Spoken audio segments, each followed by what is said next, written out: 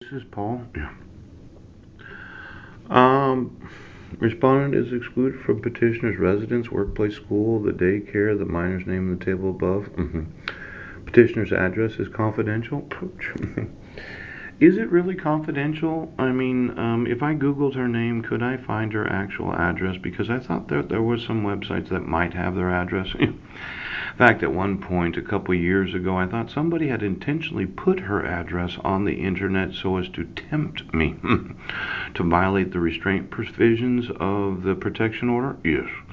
Now, I thought she lived in Squim for, well, from 2011 to about 2015, middle of 2015, maybe September of 2015 when she got that job in Brennan, Washington. Yes. Have you been intentionally trying to entrap me so as to enrich yourself at my suffering because of your refusal to enforce my right to defend myself? Pooch. Now, if the petitioner's address is confidential, yes. Is my son's address confidential? The minor's named in the table above? Now, I know when you put him in the Peninsula Daily News or the Kitsap Sun or possibly the Swim Gazette in the sports section as the Budnick boys, and they happen to play football for the Quilcene High School, is it that difficult to see that if they're playing football, yes, if somebody was actually trying to kill them, they could find out where they live? Now, I know it was important to you as a Brennan School District to really talk up your football team, but they happen to be my sons. Yes. And it's one of those situations where I'm going to really screw the pooch of whoever it is that thinks that football is more important than the confidentiality of the petitioners and the minors named.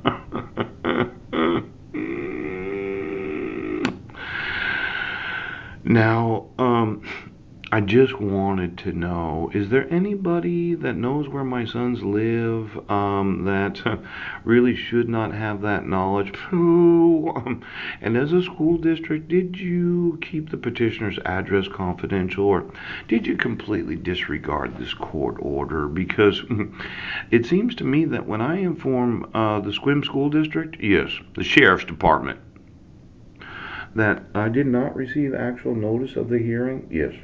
I did not have reasonable notice of the hearing, and I did not have an opportunity to be heard, yes. And then when I informed Judge Rohrer that I didn't get notice of the dissolution of marriage, yes. I didn't get the actual motion hearing documents that were submitted, the domestic violence manual, yes.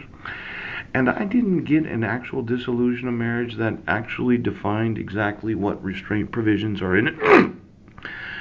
That you've decided that you would put at risk the actual lives of my 5 sons, pooch, without allowing me as a father the enforcement of the exploitation laws, yes, Adam Walsh laws, without the enforcement of the Parental Kidnapping and Protection Acts, yes, because you're so fucking fucked up. Now, I told you that when I, as a parent, had decided that my sons were missing and exploited, and then I gave you a copy of the protection order where the petitioner didn't sign it. I wasn't given any due process. Their civil rights have been violated since 2011, and you arrogant pieces of shit, I'm going to sue the fuck out of that school district and every employee of that government, as well as every employee of this group.